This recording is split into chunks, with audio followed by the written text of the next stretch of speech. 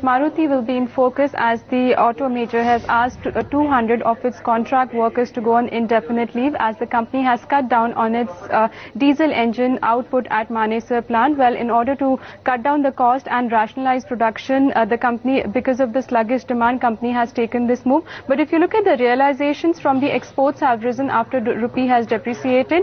Keep an eye on Maruti. If you look at this counter on 1 year basis, it's up about 28% and currently the stock trades below its 50-day moving average. And moving on to some of the aluminium companies which will be in focus like Hindalco as well as Sterlite. Well, the global aluminium major Alcoa declared its quarterly earnings where the numbers were above estimates. So you could see some rub-off effect on the stocks here also. Hindalco and Sterlite will be in focus. Also, Alcoa has stated that it has maintained its 7% growth outlook in global aluminium demand this year. If you look at the performance of Hindalco on YTD basis, that stock is down by 23%, whereas the stock of Sterlite is down by about 23%. The other counter which will be in focus is Union Bank as it has cut the base rate by about 25 basis point to about 10%. On YTD basis, the stock of Union Bank is down by 37% and that trades below all its key moving averages like 200, 100 and 50-day moving average. And lastly, keep an eye on Educom as the company is planning to recast its long-term debt and it has approached